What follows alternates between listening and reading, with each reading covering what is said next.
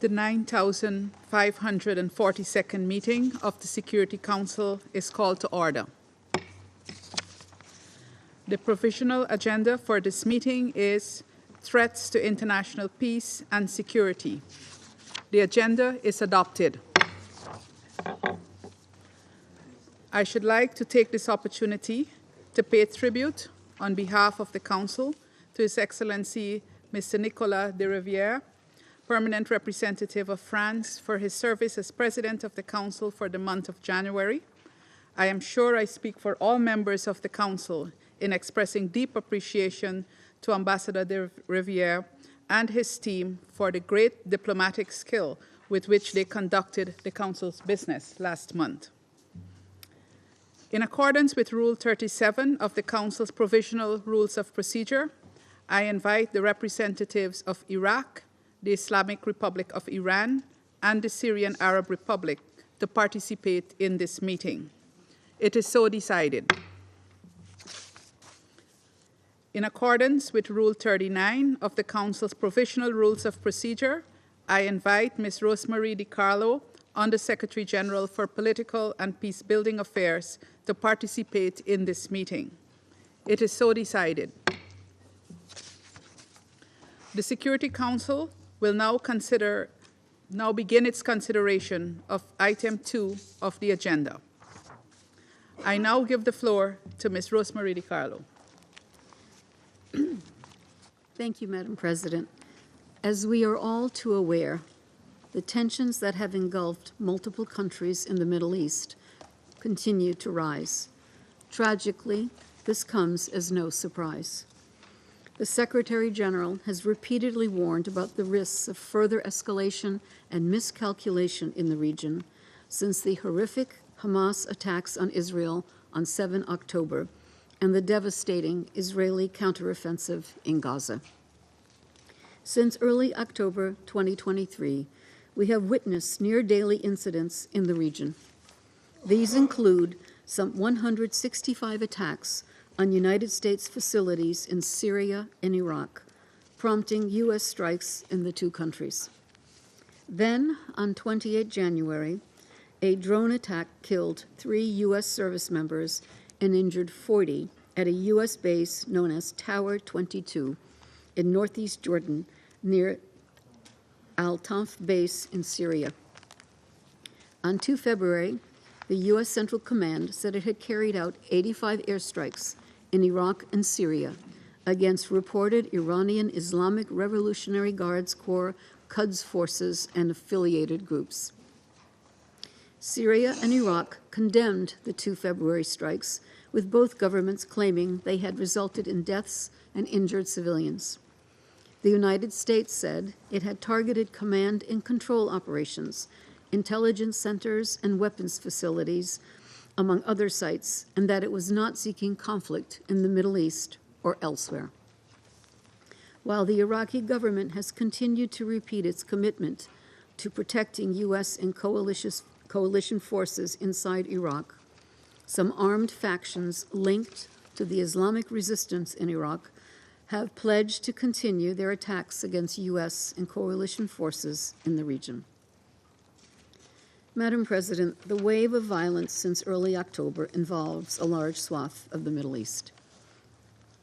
The Israeli Defense Forces and Hezbollah, along with other non-state armed groups in Lebanon, have exchanged fire across the Blue Line on almost daily basis since 8 October.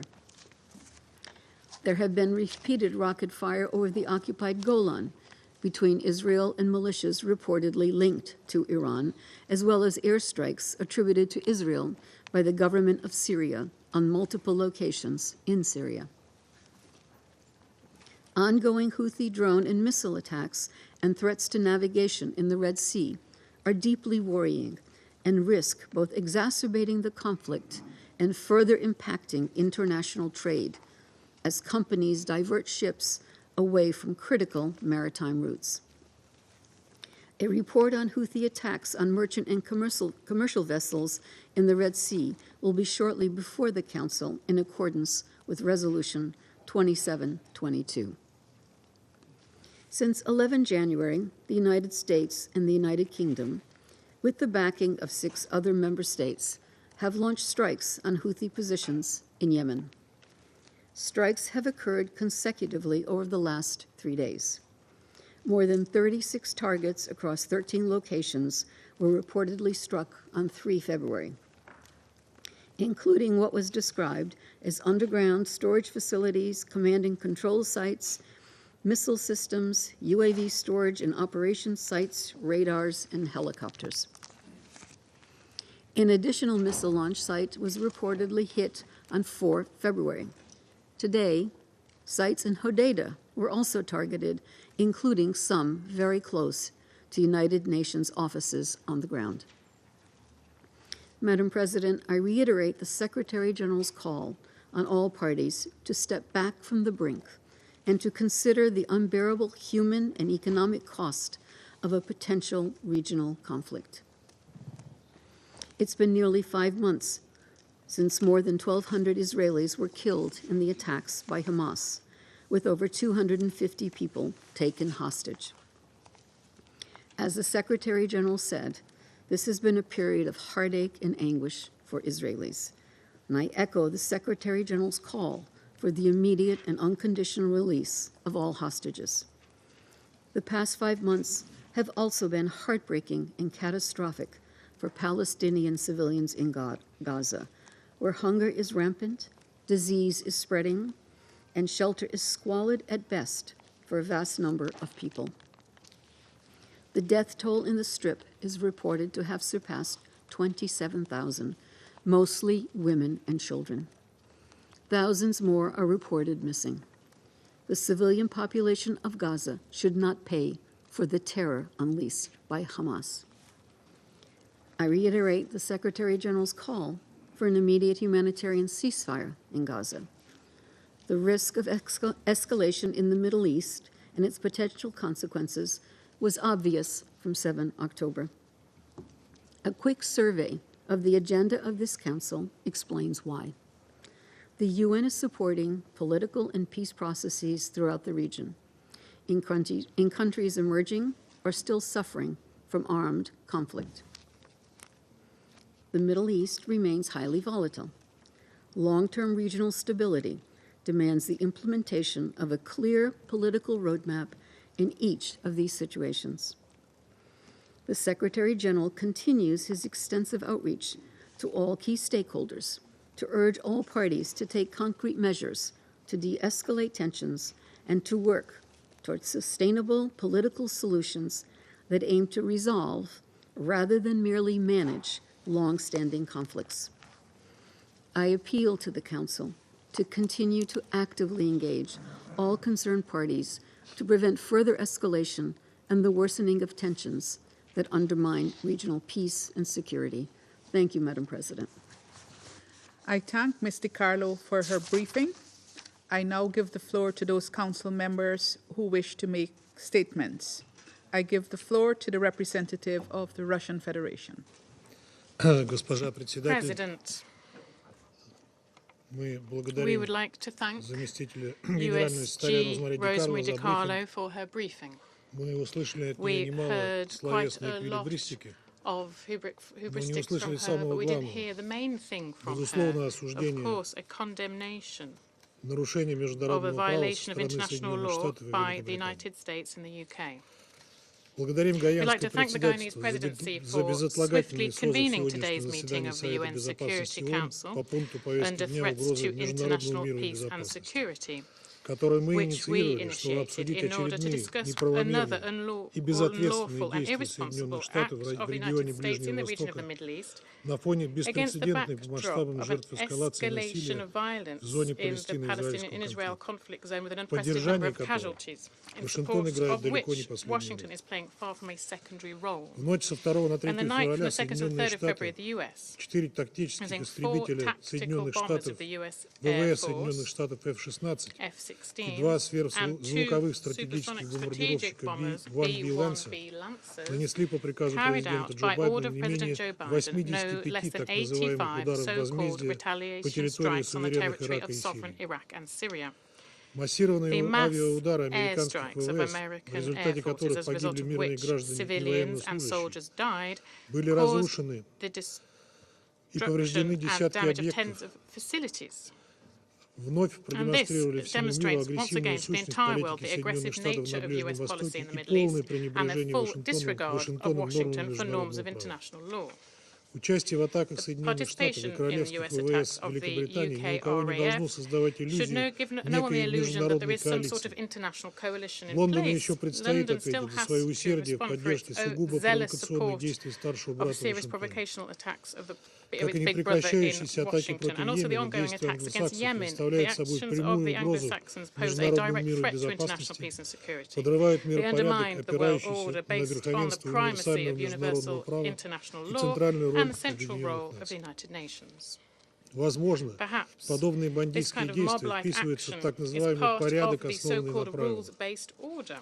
Ведь, как недавно в своем интервью сказал бывший посол Австралии в Иране Джон Лэндер, это, цитирую, набор постоянно меняющихся, постоянно колеблющихся правил, разработанных Соединенными Штатами в интересах Соединенных Штатов и их западных союзников. Конец цитаты. Добавив, что, цитирую, одна из самых сложных вещей в порядке, основанном на правилах, это выяснить, в чем заключаются эти правила. Конец цитаты. Поскольку именно на соблюдение этого выгодного Соединенным Штатами и их союзникам порядка и настаивают Соединенные Штаты, оправдывая в том числе свои удары по Ираку и Сирии, становится еще более очевидно, что к международному праву эта американская псевдоправовая конструкция не имеет никакого отношения. Legal construct has little to do with international law. Господа председатели, очевидно, что американские авиаудары специально рассчитаны на дальнейшее разжигание конфликта. Их целями стали объекты и позиции вооруженных сил Сирийской Арабской Республики на востоке страны, преимущественно провинции Дейр-эз-Зор, где сирийские военные продолжают упорную борьбу с недобитыми идильцами, которым Вашингтон, вопреки своим заявлениям, на деле обеспечивает опеку и покровительство. Практически без пауз атакуют в последнее время объекты, как утверждается, проиранских группировок в Ираке и Сирии. Соединенные Штаты пытаются целенаправленно втянуть в общерегиональный конфликт крупнейшие страны Ближнего Востока. При этом представители Сент-Кома заявляли, что их так называемая операция координировалась с властями Ирака. Однако в заявлении иракских властей действия Соединенных Штатов названы очередной вопиющей агрессией и нарушением суверенитета Ирака. А информация Вашингтона о якобы имевшей место координации ударов с Багдадом преднамеренной ложью, направленной на искажение общественного мнения и уход от юридической ответственности. Очевидно, что присутствие международной антиидиловской коалиции во главе США в республике стало угрозой для безопасности и стабильности страны, а также попытка ее вовлечения в региональные и международные конфликты. Вашингтон, уверовав в свою безнаказанность, продолжает сеять разрушение и хаос на Ближнем Востоке. Крупнейшая с 2003 года авиационная операция Соединенных Штатов в регионе, подаваемая Джо Байденом как акт возмездия за атаку с применением БПЛА неустановленного происхождения по незаконно находящейся в Сирии американской базе, American base that is illegally in Syria has no justification. We see in these attempts to flex muscles, mainly to try and implement the domestic political situation in America, to justify and salvage the image of the current American administration in the international arena in the light of the upcoming and presidential pre-election campaign. And also the fact that these acts could lead to a further escalation of international tensions and led to the deaths of civilians is not of concern to Washington strategists. Recent events confirm that the US is not looking for and has never sought in reality a solution to the problems in the region. The logic of their actions should be found only in their efforts at any price to preserve their dominating position in the world. Therefore, Washington has tried and will continue to try to fight fire with fire and compound the chronic disagreements within the Middle East to such an extent where it is benefit for their Israeli ally. Trusting on any good sense from the American establishment and the readiness to take into account the interests of the countries in the region is something that is pointless. On the 2nd and the 3rd of February, we were able to see this once again. We decisively condemn this new brazen act of aggression of the US against a sovereign state, creating further risks and increasing the level of instability in a region that is already on fire. And it is clear that this incident, which we are here discussing today, only increases regional tensions caused by unprecedented violence in Gaza, which for 4 months have been suffering from an inhumane bloody operation of Israel, who the US is covering through all their efforts, as well as their satellites, including blocking efforts of the Security Council to impose an immediate humanitarian ceasefire. Ultimately, we can clearly see that escalation of violence has already gone far beyond the occupied Palestinian territories, crossing not only the border between Israel and Lebanon, but also into the Red Sea and Yemen. It's clear that unilateral acts of violence by Washington and their allies only worsen the chaos in the region, nullifying international efforts to re-establish peace in the Middle East and to find a just solution to the Palestinian question. We call on the international community to unequivocally condemn these senseless acts of Washington and its allies in the Middle East, which violate the sovereignty of Iraq and the Syrian Arab Republic. Thank you very much. I thank the representative of the Russian Federation for their statement, and I now give the floor to the representative of Sierra Leone. Thank you, Madam President, and thank you for convening this meeting. We also want to thank USG DiCarlo for our informative briefing.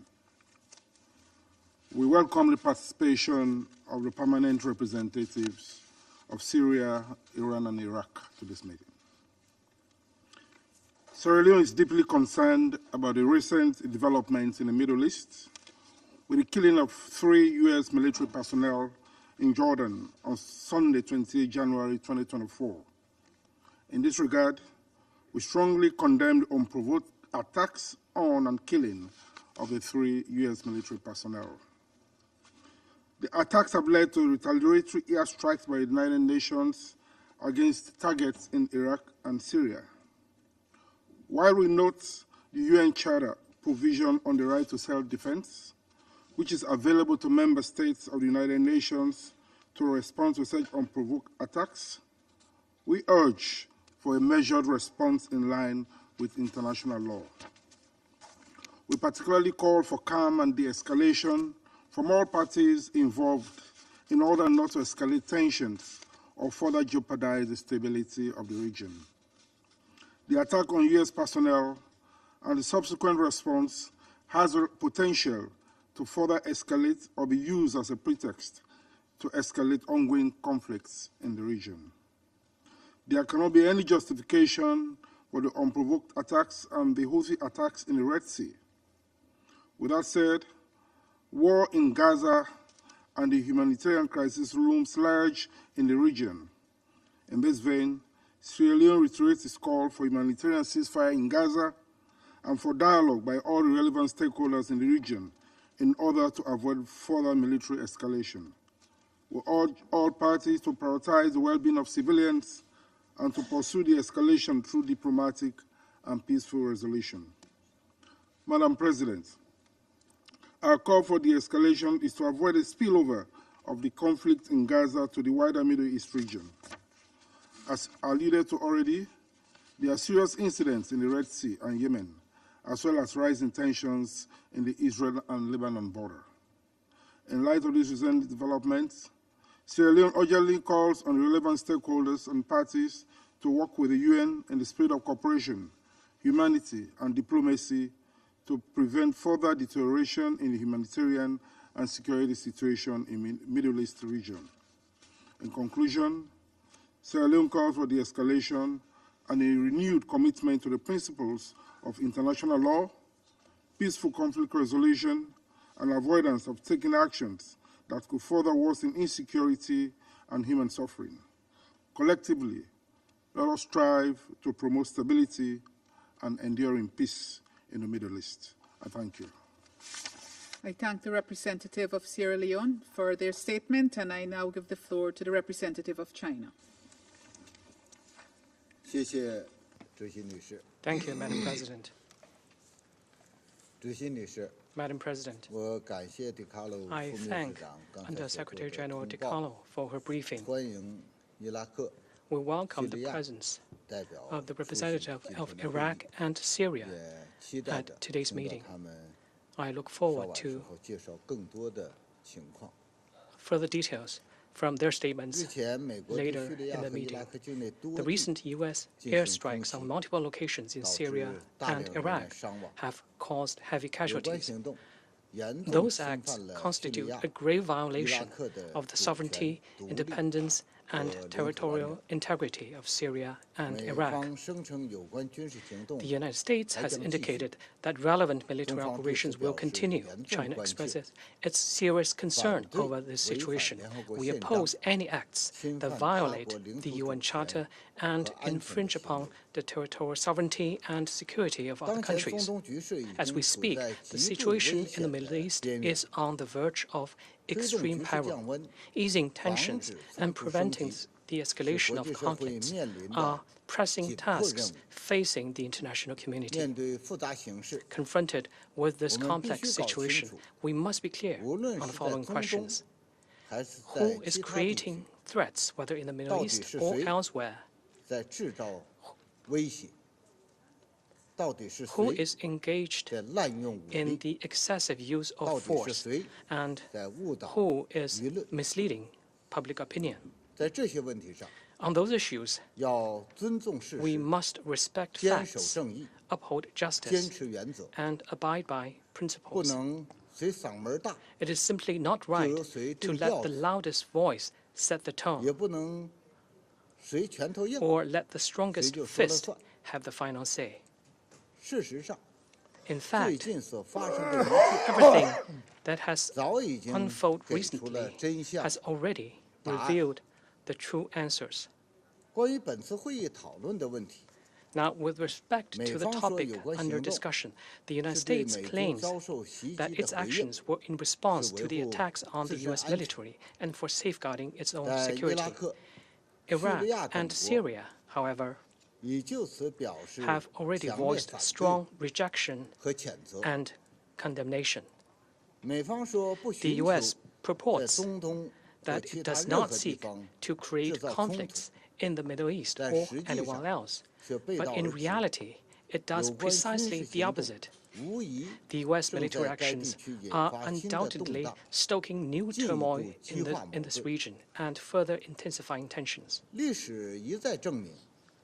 History has repeatedly shown that military means is not a solution, and that the excessive use of force will only lead to bigger crises. The U.S. actions will certainly exacerbate the vicious cycle of tit-for-tat violence in the Middle East. We have witnessed too many examples and precedents in this regard.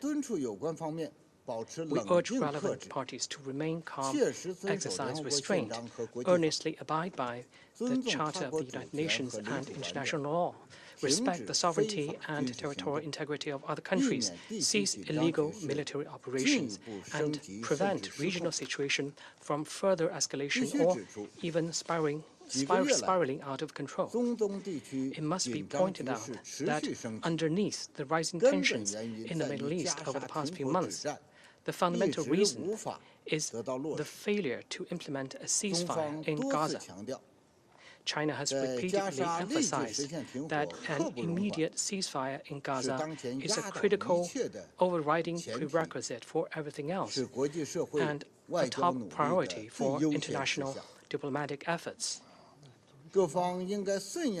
All parties should heed the strong call and overwhelming consensus of the international community and support the Security Council in taking strong actions to promote an immediate ceasefire, save lives, alleviate humanitarian catastrophes, and contain any spillover of the conflict. We call on the country concerned to demonstrate political will and determination, take more practical actions to safeguard regional peace and stability, make less selfish geopolitical calculations, and play a constructive role that is expected of it.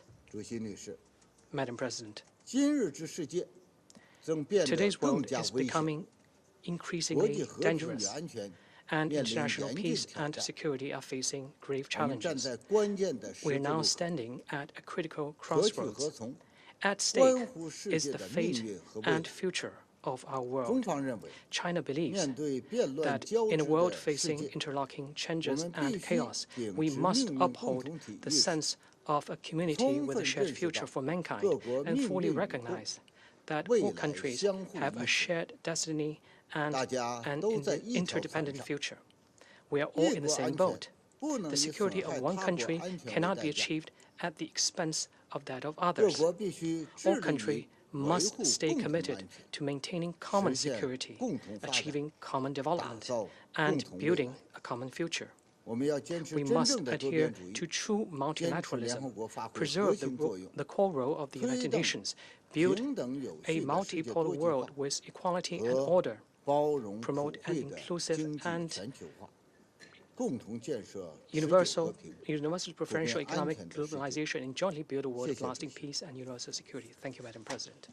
I thank the representative of China for their statement, and I now give the floor to the representative of Algeria. Thank you, Madam President. First of all, I would like to congratulate you and Guyana for presiding over the Council during February. And I assure you about Algeria's full support.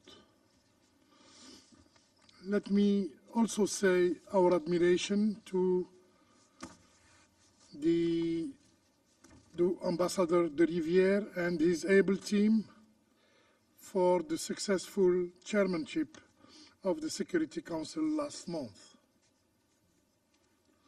Our appreciation goes to Madame Di Carlo for her insightful briefing. The Middle East stands at the precipice of collapse.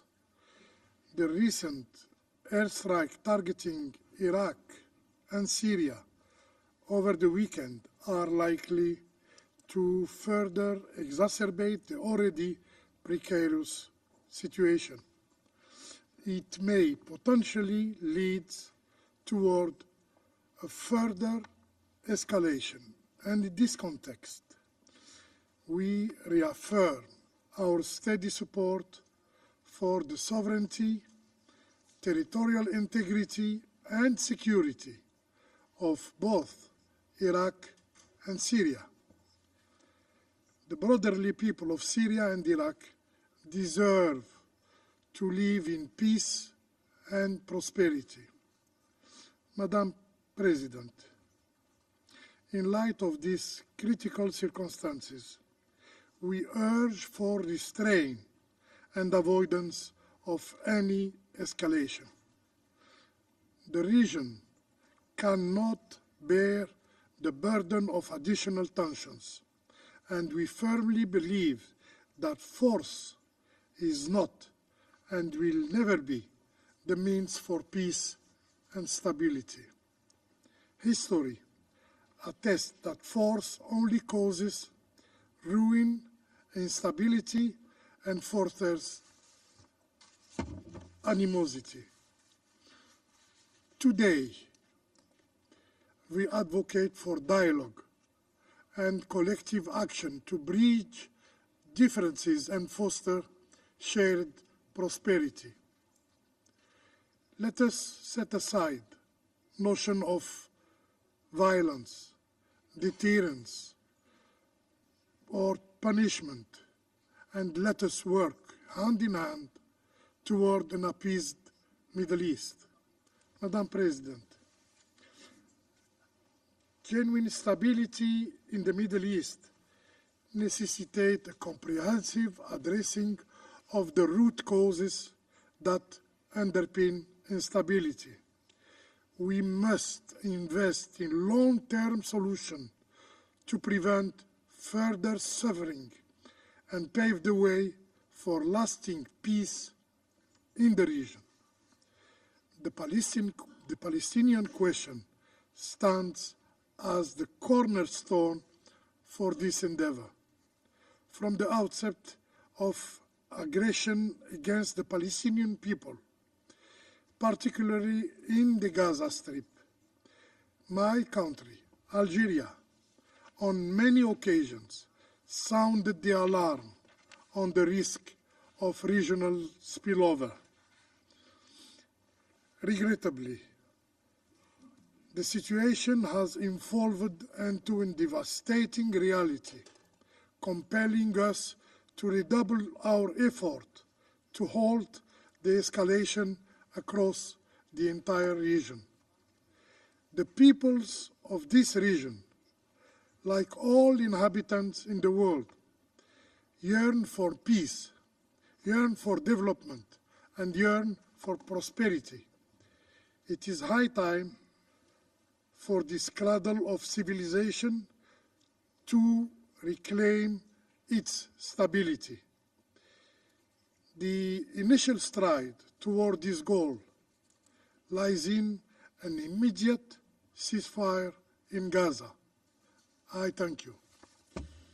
I thank the representative of Algeria for their statement, and I now give the floor to the representative of the United Kingdom.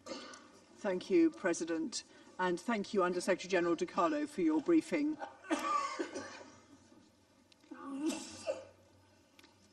The United Kingdom fully supports all efforts to maintain and enhance international peace and security, including in Iraq and Syria. We are committed to de-escalating tensions in the Middle East. We condemn the multiple attacks since October 2023 by Iran-aligned militant groups against the global coalition and Iraqi military bases in Syria and Iraq. Despite warnings, those strikes have continued and intensified, with an attack on the 26th of January killing 3 American personnel and injuring many more. We fully support the US right to self-defense and their right to respond. Daesh continue to pose a grave threat to those countries and to the wider region, and conducted its biggest attack in years last month in Iran. Its ability to direct, enable, and inspire attacks continues to represent one of the most significant global terrorist threats. And the sole objective of the global coalition, of which the UK is a leading member, is to counter Daesh. The UK remains committed to working with our counter-terror partners in Iraq and Syria to tackle the threat from Daesh and to prevent their resurgence. President, Iran's political, financial, and military support to militant groups is destabilizing the region and threatens our collective ability to counter Daesh. So we call on the regime to rein in these groups and to act now to prevent further attacks by its proxies and partners in Iraq, Syria, and Yemen. As I said earlier, we are committed to de-escalation of regional tension. President, the Houthis' continued attacks on commercial and military vessels in the Red Sea are illegal and unacceptable. This Council was clear in Resolution 2722 that we condemn Houthi attacks and call on them to stop. This Council has supported international efforts to enhance protection of shipping in the Red Sea. Our actions and presence in the Red Sea are designed to protect innocent lives, preserve freedom of navigation, and deter further attacks on shipping. We acted alongside our US allies and with the support of many international partners in self-defense and in accordance with the rule of law. We are committed to working with all members of this Council and the international community to protect international peace and security in the Middle East and throughout the world. Thank you. I thank the representative of the United Kingdom for their statement, and I now give the floor to the representative of Malta. Thank you, President. Allow me to thank Ambassador de Rivière for France's chairmanship of the Security Council for the month of January. I also wish to convey Malta's support to Guyana for your presidency for this month. I thank USG De Carlo for her briefing. As we have stated on various occasions, the situation in the Middle East remains deeply concerning. We are also deeply troubled about the fact that instability in the Middle East is being exploited by militias and armed groups to engage in activities that continue to compound this difficult and fragile context. The rapidly deteriorating maritime security situation in the Red Sea is a case in point. We reiterate our call on the Houthis to immediately cease any attacks and underline the need to avoid any further escalations as outlined in Resolution 2722. The navigational rights and freedoms of commercial vessels in the Red Sea is of paramount importance. These rights must be respected and assured. President, on this occasion, we urge all parties to combat the malign influence of all bad actors and to refrain from actions which could contribute to a wider war. The importance of protecting civilian lives remains paramount. The international community and this Council must focus on rapidly working towards addressing the root causes of the region's tensions and promote avenues towards a just and lasting peace based on relevant UN resolutions and international law. Acts of terrorism have often been used to exacerbate tensions, and we simply cannot allow that the current very tense situation is disrupted by people not operating in good faith. We believe that the UNSC has a key role to play in this regard, and we will continue to support initiatives to hold these spoilers to account. I thank you. I thank the representative of Malta for their statement, and I now give the floor to the representative of the United States. Thank you, Madam President. And thank you, Undersecretary General De Carlo, for your briefing. Colleagues, on February 2nd, and at President Biden's direction, the United States conducted precision airstrikes on February 2 in Iraq and Syria against Iran's Islamic Revolutionary Guard Corps and affiliated militia groups. This necessary and proportionate action was taken in exercise of the United States' inherent right of self-defense as reflected in Article 51 of the UN Charter. Less than a week ago, on January 28, Iran-aligned militia groups in Iraq attacked a Jordanian facility hosting U.S. forces taking part in the fight against ISIS-Daesh. 3 U.S. service members lost their lives that day, and many others were wounded. This loss is devastating. This is unacceptable, and attacks like it cannot continue. Colleagues, Russia called this meeting under the false pretense that the United States has no ground to respond to attacks that have killed U.S. personnel. It bears repeating, therefore, that the actions U.S. forces took on February 2 are necessary and proportionate, consistent with international law, and in exercise of the United States' inherent right to self-defense. We also repeatedly stated in previous letters to this Council that the United States would take further action to respond to future attacks or threats of attack against U.S. nationals and U.S. personnel and facilities. These recent strikes certainly fall into that category. They are aimed at protecting and defending U.S. personnel, including those in Jordan, who are supporting operations against ISIS to ensure the terrorist group can never resurge. The strike successfully degraded the capabilities of Iranian-backed militias, deterring and undermining their ability to conduct further attacks.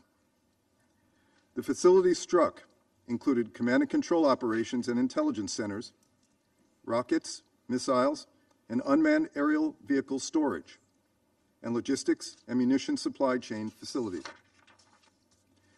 The IRGC and affiliated militias have used these facilities to attack U.S. and coalition forces. These targets were carefully selected to avoid civilian casualties and based on clear irrefutable evidence that they were connected to attacks on U.S. personnel in the region. President Biden has made clear that these strikes were the start of our response to the deadly attack on Tower 22 in northeastern Jordan. I also want to stress that these strikes are separate and distinct from the coalition strikes in Yemen, which were in response to the Iranian-backed Houthis' lawless attacks on naval vessels and international shipping in the Red Sea. Let me be clear. The United States does not desire more conflict in a region when we are actively working to contain and de-escalate the conflict in Gaza. And we are not seeking a direct conflict with Iran. But we will continue to defend our personnel against unacceptable attacks, period. The U.S. and coalition forces are deployed in our shared effort to ensure the enduring defeat of ISIS. As we have reported in numerous letters to the Security Council President, since October 18, Iran-aligned militia groups have attacked those forces in Iraq, Syria, and now Jordan over 165 times. 165 times.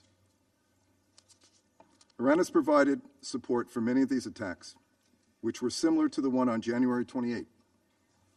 Many of them have resulted in casualties, including among our Iraqi partners.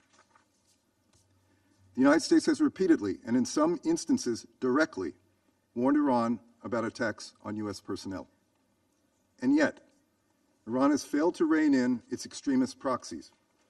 On the contrary, Iran continues to escalate tensions across the region by enabling these proxies' deadly attacks. Iran cannot deny its role in enabling these attacks against U.S. forces or its responsibility for this escalation. And so, we call on every member of this Council, and especially those with direct channels to Iran, to press Iran's leaders to rein in their militias and stop these attacks. They should also press the Syrian regime to stop giving Iran a platform to destabilize the region. Colleagues, as President Biden has made clear, we will not hesitate to defend our personnel and hold responsible all those who harm Americans. That certainly goes for Iran and its proxies. And so we will continue to exercise our right to self-defense at a time and a place of our choosing. And we will continue to hold Iran and its affiliates accountable for their destabilizing actions. Thank you, Madam President. I thank the representative of the United States for their statement, and I now give the floor to the Republic of Korea. Thank you, Madam President. I also thank U.S. Secretary Carlo for her timely briefing. At the outset, my delegation expresses its serious concern about the regional escalation since the heinous terrorist attacks by Hamas and Israel's subsequent military operations in the Gaza Strip. Houthis have continued their indiscriminate attacks on merchant and commercial vessels, jeopardizing the free flow of commerce in the Red Sea. The saber-rattling situation across the blue line between Israel and Lebanon is ongoing. Further destabilizing this combustible situation, militant groups in Iraq and Syria have launched a series of attacks against the U.S. and coalition forces in the region. Even the U.S. Embassy in Baghdad was targeted by such rocket attacks in December of last year, and these attacks have led to U.S. forces strikes in response. We call on militant groups in the region to cease their provocative actions, which undermine regional security and stability. In this regard, we take note of the measures taken by the U.S. to limit the risk of escalation in defending their personnel and the facilities. Simultaneously, we note with appreciation that relevant parties in the region have expressed their willingness to avoid an escalation of conflict. Madam President, over the last weekend, the U.S. and U.K. conducted military operations in response to the continued threats posed by the Houthis, despite the adoption of the Security Council Resolution 2722, urging the Houthis to stop their attacks in the Red Sea. The situation in Israel and Gaza remains grave, carrying high risk of spillover to other parts of the region. Above all, or at this volatile moment, when miscalculation can unintendedly lead to a tinderbox, any attempts to politically exploit the situation and risk regional stability are unacceptable. What is needed at this juncture is to focus on and support diplomacy to enhance regional security and foster safer trade and flow of energy. In recent years, we have witnessed significant achievements in the political and security areas made by the Iraqi people, and these achievements need to be upheld and expanded. At the same time, as the current security and humanitarian situation in Syria remain extremely dire, the UN and humanitarian agencies' engagement should be ramped up to deliver life-saving humanitarian assistance. We also echo the Iraqi government's statement that the recent regional developments not only jeopardize the global economy but also undermine regional efforts to combat ISIS. We must not forget the unthinkable terror and the cataclysm that ISIS inflicted on the region from 2014. We vividly saw that ISIS threats remain ongoing as they claim the responsibility for the deadly bombing in the city of Kerman, Iran last month. The risk of resurgence of ISIS still remains in the region, as the Secretary General assessed in his latest report. In this connection, the recent attacks of militant groups against the U.S. and coalition forces threaten to undermine the ongoing efforts to combat ISIS in the region. In conclusion, the Republic of Korea will make efforts to support diplomacy and prevent far-reaching spillover in the region and beyond. I thank you, Madam President. I thank the representative of the Republic of Korea for their statement, and I now give the floor to the representative of Ecuador. Gracias, señora presidenta. Thank you, Madam President. Tomo nota y agradezco We take note of the information provided by USG DeCarlo, and we thank her for that information. And we also recognize the presence in this chamber with us of Mi representatives from delegación Syria, expresa Iran, su and preocupación ante la Iraq. escalada de violencia de las últimas My semanas en country is Medio Oriente, concerned by que the se escalation configura of como una violence in grave recent weeks amenaza in the a la Middle paz y East. It seguridad is a serious internacionales threat to y international peace and coloca en security, situación de and it riesgo puts la vida the e lives and the integración physical integrity e of the integridad de la civilian población population civil.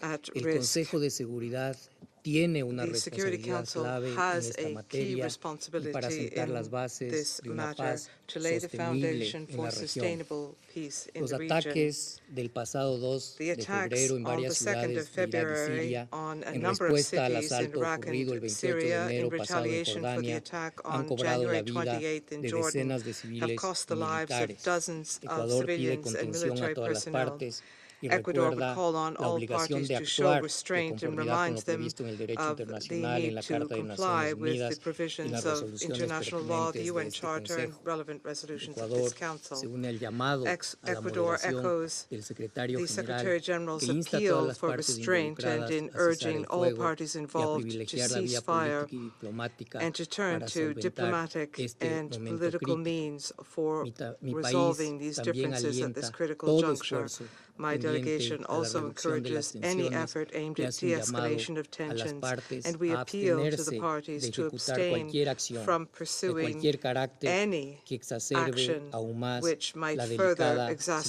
situación the en Medio delicate Oriente. situation in the Middle East. Concluyo, I would señora conclude, presidenta, Madam President, reafirmando by la reaffirming urgencia the de urgent también need desplegar esfuerzos coordinados for a us escala regional y to global work together para profundizar regionally la and lucha contra el globally terrorismo, to further precautelar la combat protección de terrorism, to ensure civiles the y protection of priorizar los civilians, esfuerzos and to make para every effort garantizar to el guarantee acceso de ayuda access humanitaria. for humanitarian Gracias, aid. Presidenta. Thank you, President.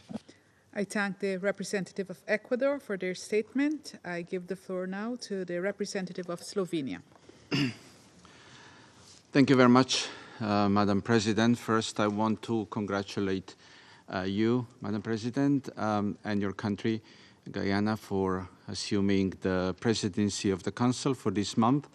And we have full trust that you'll be our North Star in the difficult discussions that you're going to have in February, and that you'll guide us through the month. I also want to thank France and the Ambassador de Rivière and his team for the leadership that they provided during the month of January. I also like to thank Undersecretary Rosemary DiCarlo for her briefing. With each passing day, the situation in the Middle East is becoming more volatile. We have a growing feeling of powerlessness against increasing spillover of the Gaza conflict into the wider region.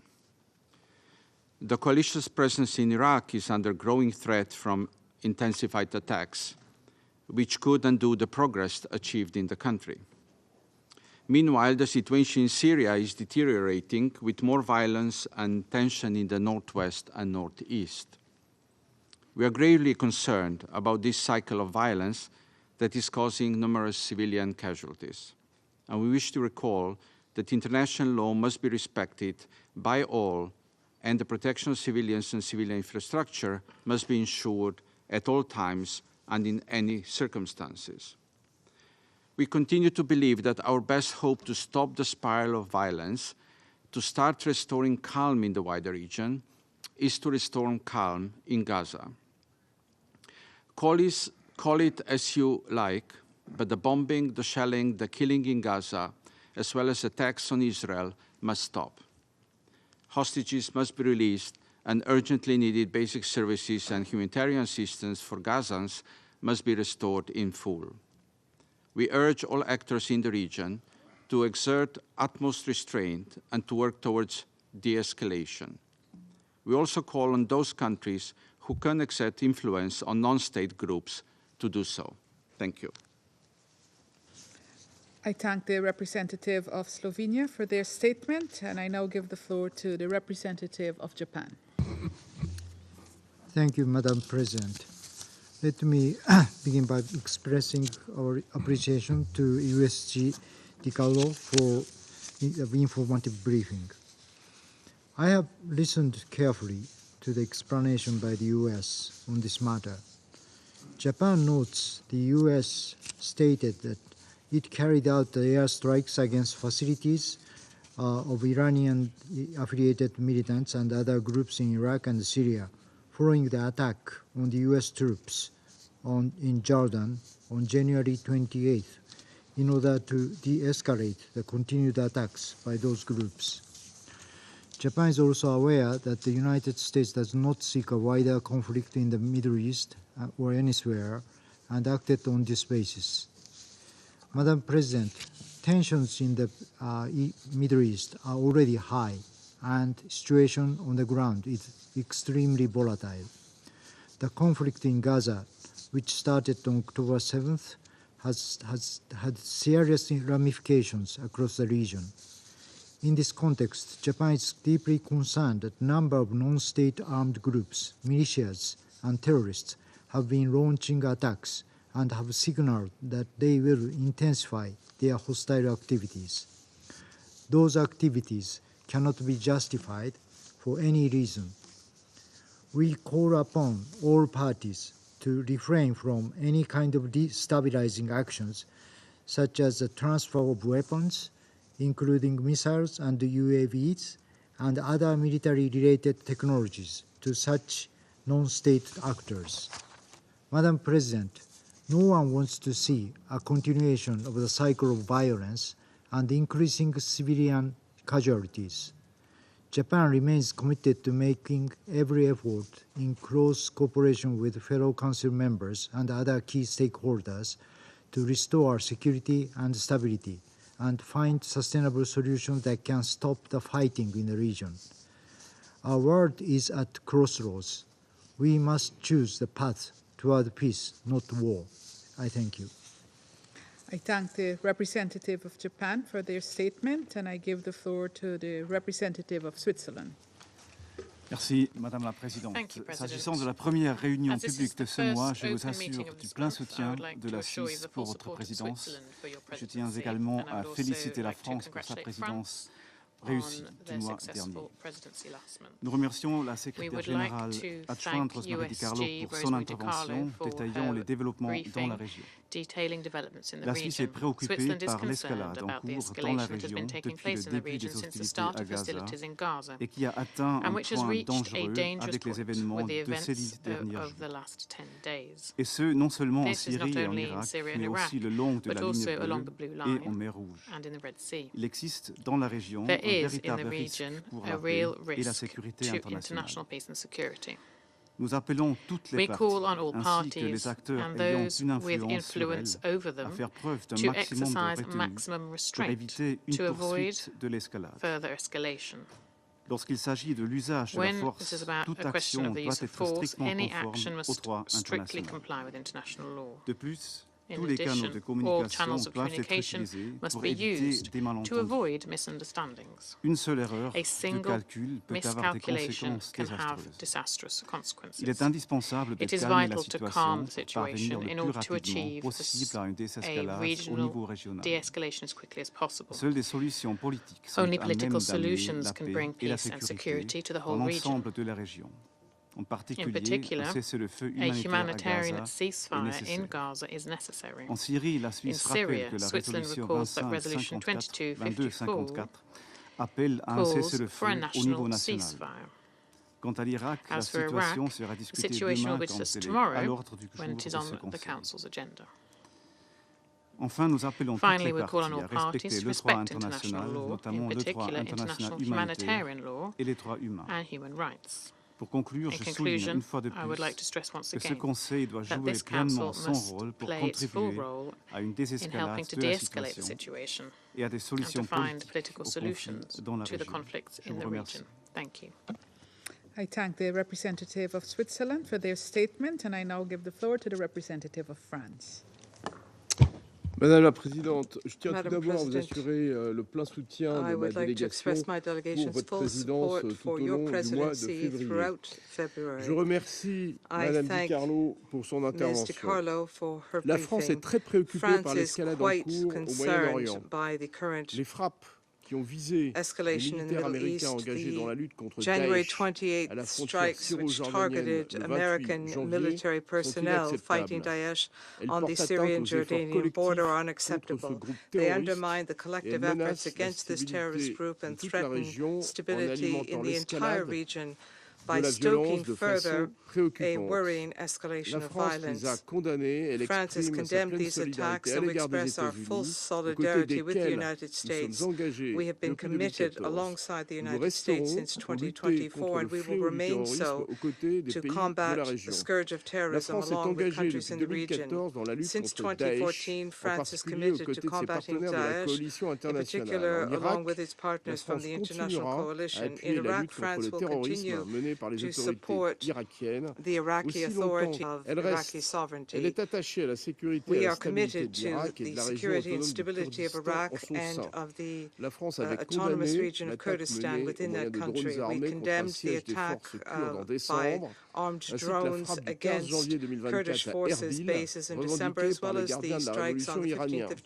Ces actions sont une violation de la souveraineté de l'Irak et elles doivent cesser. En Syrie, nous sommes vivement préoccupés par la montée des violences sur tous les fronts. Les premières victimes sont les civils, au nord-ouest et notamment à Idlib, ainsi que dans la zone contrôlée par le régime. Ces hostilités doivent cesser conformément aux résolutions de ce Conseil. Il n'y aura pas de perspective d'une solution juste et durable en Syrie que lorsqu'un processus politique crédible et inclusif sera engagé sur la base de la résolution 2254 adoptée à l'unanimité par ce Conseil. La France appelle l'ensemble des parties à la retenue en Irak comme en Syrie. Nous devons tout faire pour éviter un embrasement de la région. Il est urgent de rechercher collectivement les voies d'une baisse durable des tensions. Ceux qui ont une influence sur les groupes qui menacent la stabilité de la région doivent en user pour mettre un terme à cette escalade et retrouver la voie de la paix dans la région, du Yémen au Liban, en passant par l'Irak et la Syrie. region, from Yemen to Lebanon, including Iraq and Syria. Iran has a serious responsibility in this regard. We continue to warn it about any regional attempts at escalation and would call on it immediately to cease its destabilizing activities. France will continue for its part to work to prevent a regional spillover. Thank you. I thank the representative of France for their statement, and I now give the floor to the representative of Mozambique. Madam President, Mozambique thanks Guyana Presidency for convening this urgent meeting. We are grateful to Ms. Rosemary DiCarlo, Under-Secretary General for Political and Peace-Building Affairs, for her insights on this topic under consideration.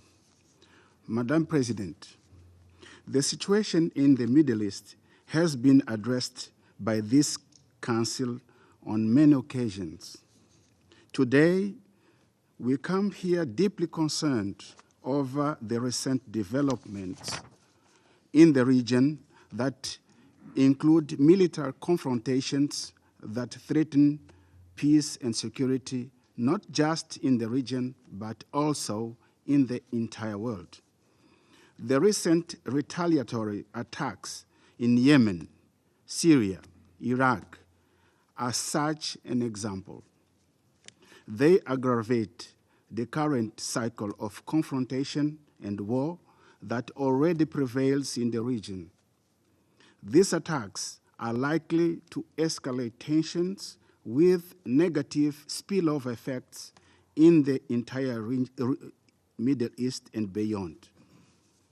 It is our view that at all times, member states are bound by the Charter of the United Nations that compels them to settle their international disputes by peaceful means in such a manner that peace and security and justice are not endangered.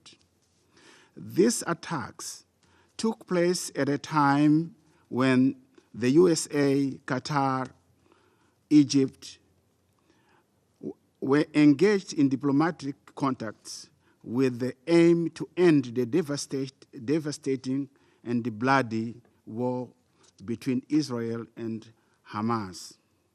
In this connection, we echo the UN Secretary General's viewpoint that as the hostilities between Israel and Hamas and other groups in Gaza intensify, there is a risk for further spillover of this conflict with devastating consequences to the entire region.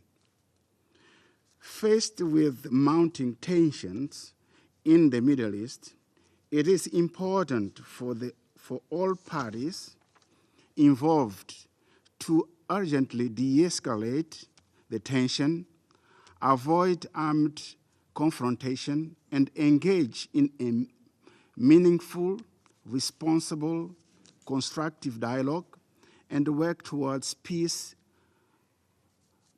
long-term solution. We need to promote a solution that addresses the root causes of the prevailing conflict in the region.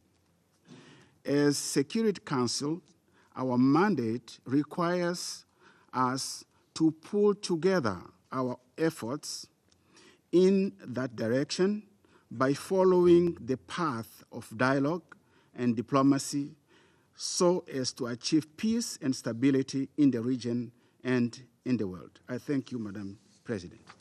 I thank the representative of Mozambique for their statement. I shall now make a statement in my capacity as the representative of Guyana. I would like to thank USG DiCarlo for the information provided. We value the assessments of the UN and welcome the organization's continued monitoring of the situation. I also acknowledge the presence of the representatives of the Islamic Republic of Iran, Iraq, and the Syrian Arab Republic. My delegation is gravely concerned about the precarious situation prevailing in the Middle East and the potential for a wider regional conflagration. Such a risk must concern us all. Guyana condemns the attacks that resulted in the deaths of the 3 U.S. servicemen. We are concerned at reports of civilian losses in the response that has ensued. We consider it important that no effort be spared to avert new threats and provocations that could further inflame tensions in a region already besieged by conflict and a worsening humanitarian crisis. Guyana urges due caution in responding to these challenges. We call upon all parties to respect international law, including international humanitarian law and the principles of the United Nations Charter. We urge due respect for the sovereignty and territorial integrity of states.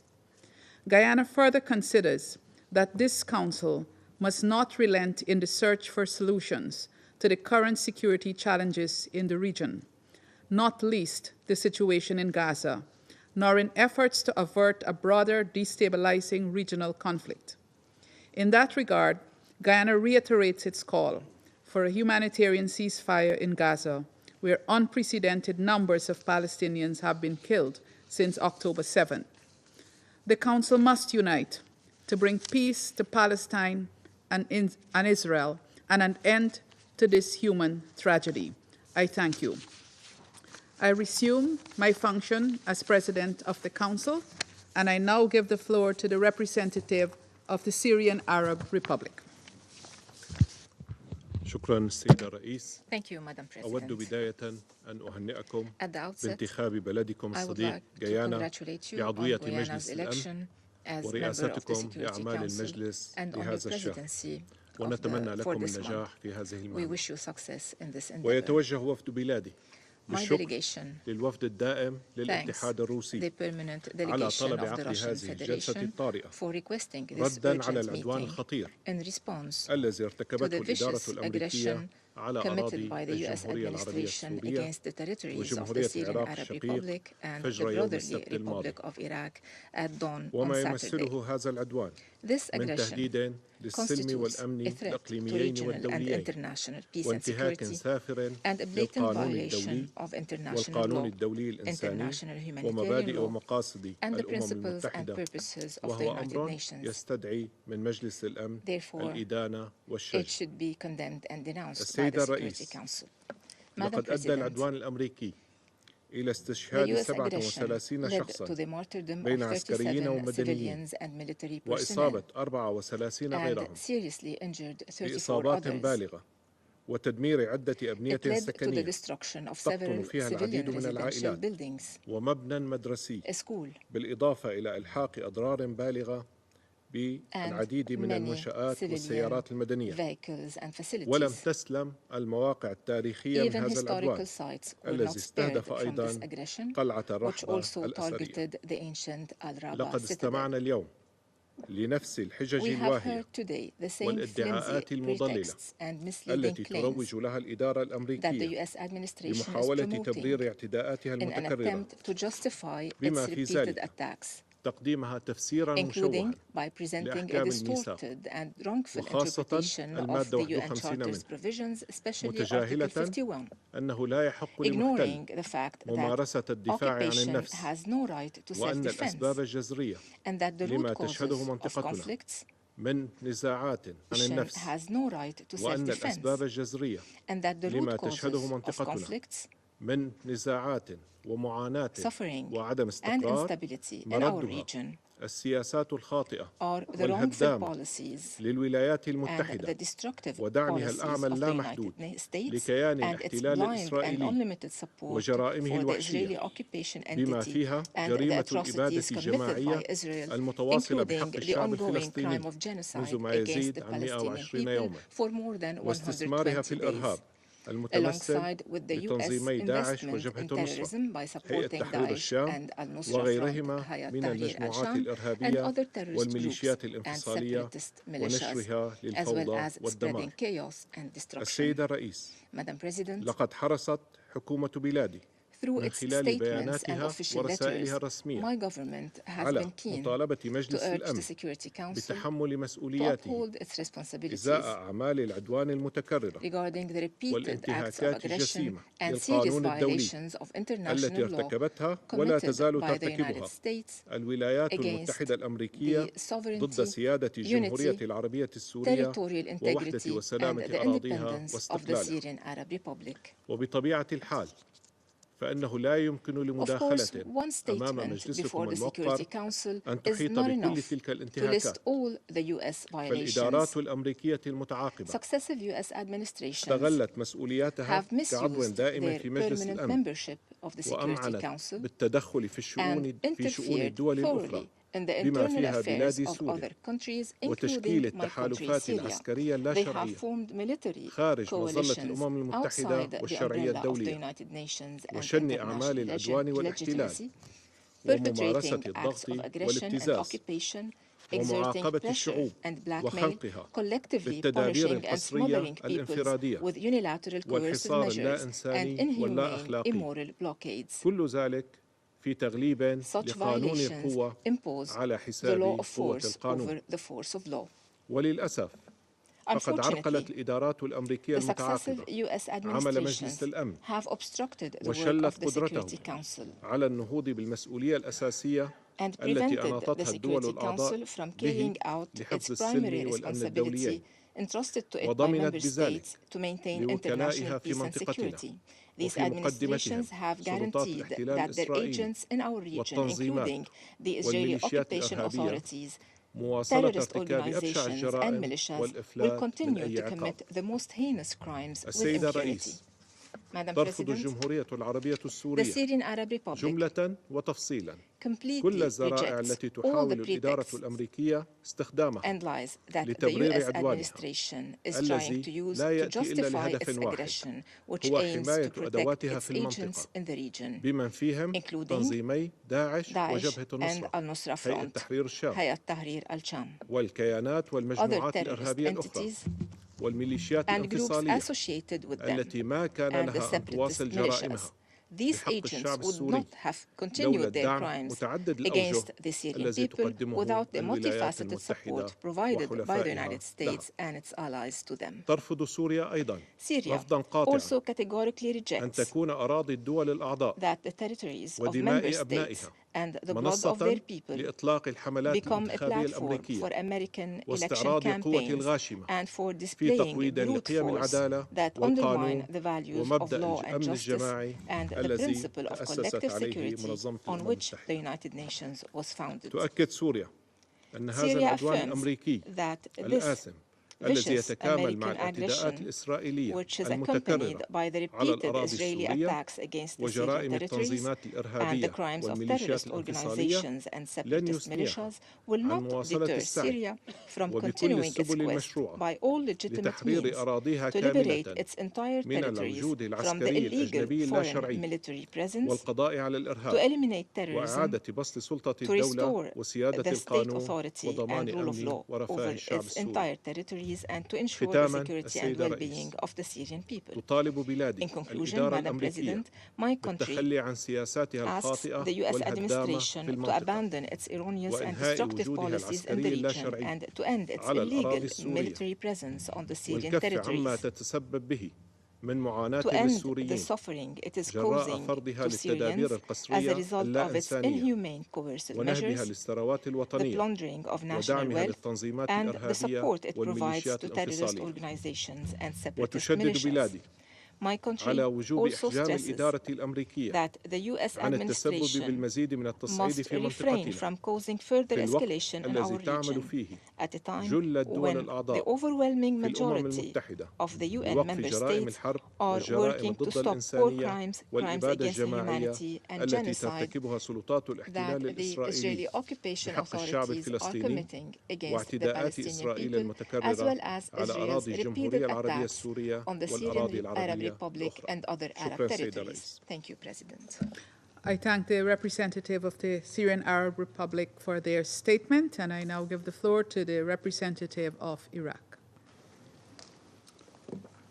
شكرا جزيلا. Thank you very much, President.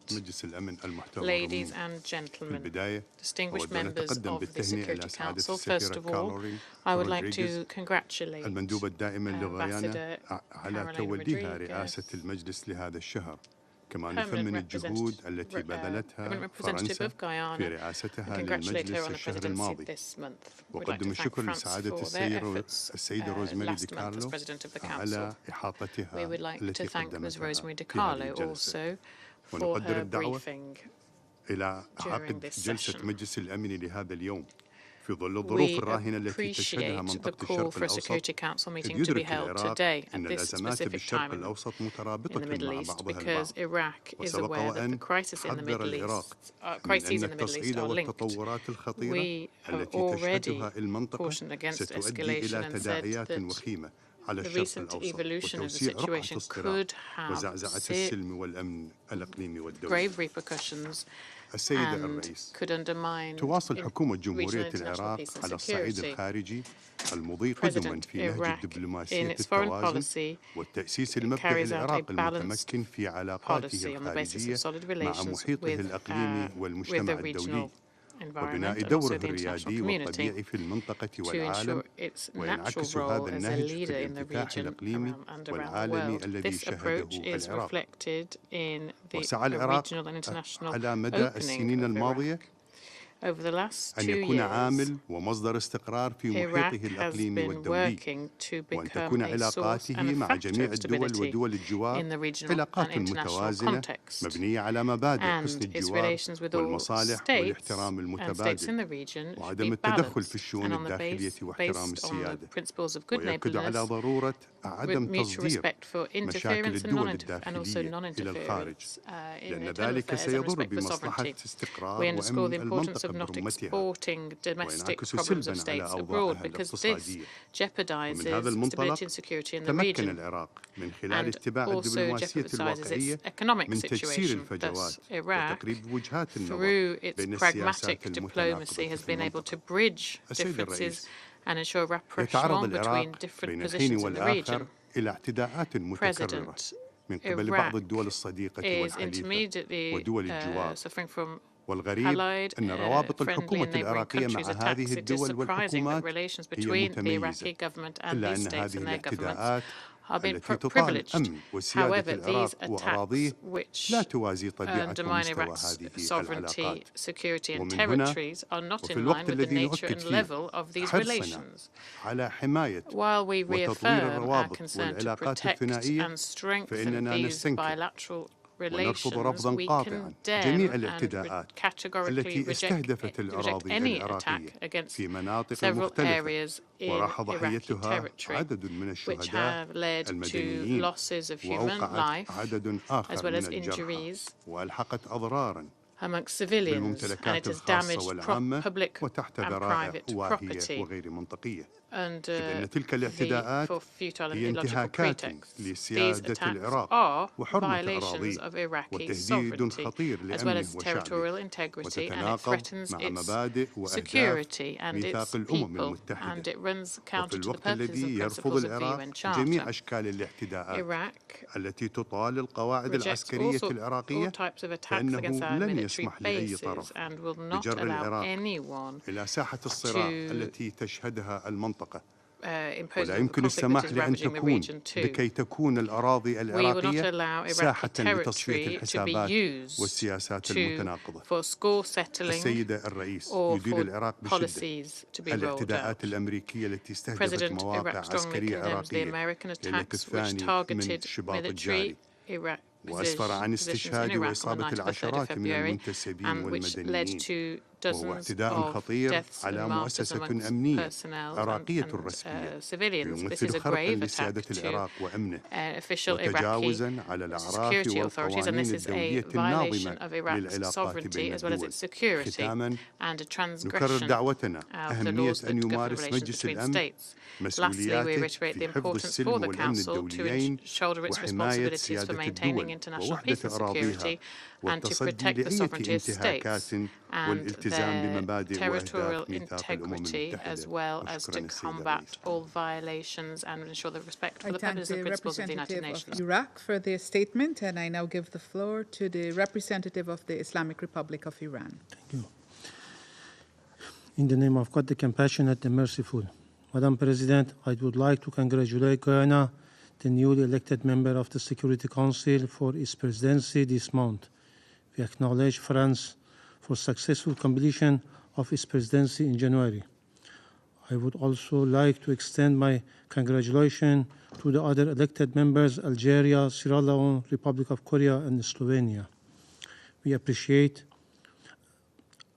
Russia's request for convening this meeting under the agenda item threat to international peace and security, which addresses persistent violation of international law and the UN Charter by the United States in the region.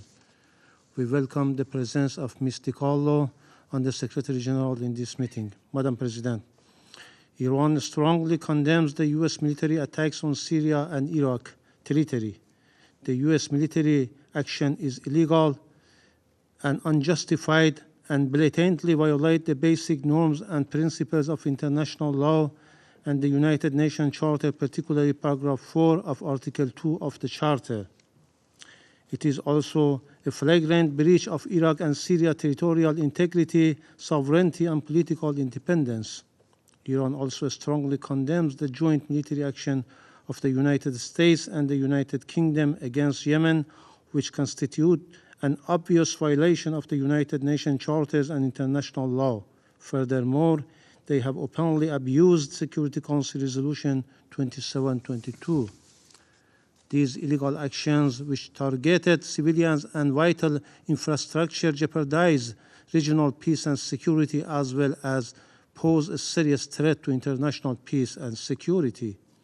The US and UK must bear their international responsibility for their commission of the crime of aggression.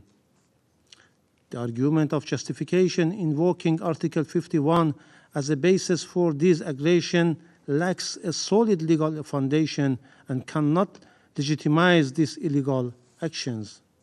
Madam President, today in this chamber, the US and UK made another desperate attempt to distract attention away from the root cause of the current situation in the region by falsely putting the finger and blame on Iran. It is regretful that the United States, a permanent member of the Security Council, has failed to fulfill its obligation under the UN Charter. The US expressed grave concern about the spillover of tension in the region while continuing to play a destabilizing role in the region.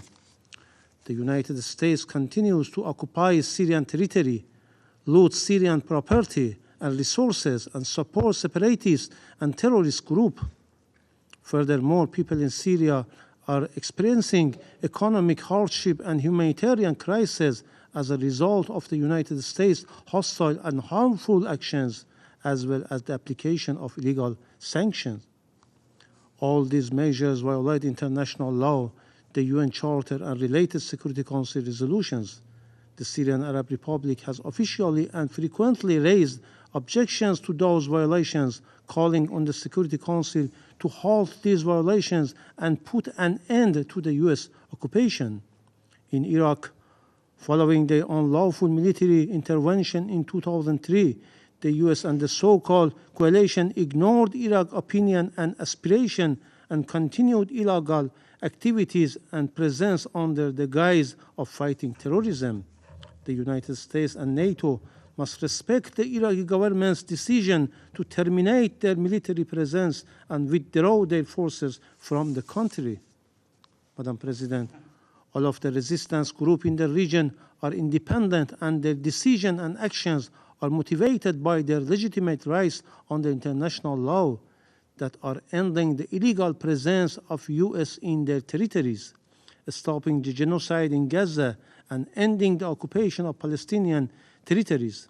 Therefore, any attempt to attribute these actions to Iran or its armed forces is misleading, baseless, and unacceptable. Iran never seeks to contribute to the spillover in the region. Iran has no military presence in Iraq, nor does it have bases or military advisors. In Syria, Iranian military advisors are legally present since they were invited officially by the Syrian governments to fight terrorism. Claims that Iran's bases in Iraq and Syria were attacked are rejected as unfounded and regarded as attempts to shift attention away from the U.S. aggressive actions.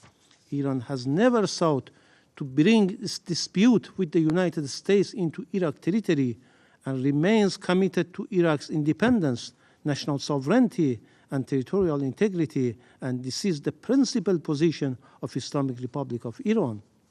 Madam President, it is evident to everyone that the root causes of the current situation in the region are occupation, aggression, and continued genocide and horrific atrocities committed by the Israeli regime and fully supported by the U.S. against innocent Palestinians in Gaza Strip and West Bank. The U.S. military attack against the Muslim nations of the region are the continuation of a complicity of this country in the genocide of the Palestinians through all-out support of the occupying regime and preventing any effective international action to hold the regime accountable. While more than 4 months have passed since the occupying regime's genocidal attacks on the oppressed people of Palestine, the U.S. has not only actively cooperated with the Israeli regime in the genocide of the Palestinians, but it's now attempting to divert the international community's attention away from the genocide of the Palestinians through a spillover and escalation of tension in other parts of the region. We believe that the only solution to end the conflict in the region and prevent the spillover of the war is to return all to their obligation under international law. That is, to force Israel to stop genocide in Gaza, to establish an immediate ceasefire to end the presence of U.S. forces in Iraq and Syria, and to exert pressure to end the occupation of Palestinian territory by the Israeli regime. Instead of blaming others and simply urging restraint from other members, the U.S. must force the Israeli regime to halt the genocide in Gaza and comply with its obligation under international humanitarian law. Likewise, the U.S. must end its obstruction of the UN Security Council to allow the adoption of the draft resolution proposed by Algeria, focusing on the ceasefire in Gaza.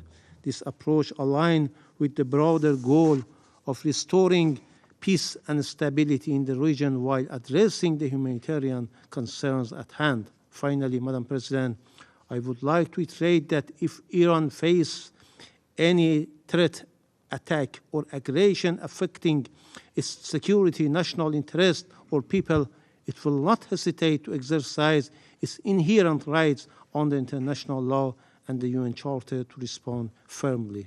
Thank you. I thank the representative of the Islamic Republic of Iran for their statement. There are no more names inscribed on the list of speakers. The meeting is adjourned.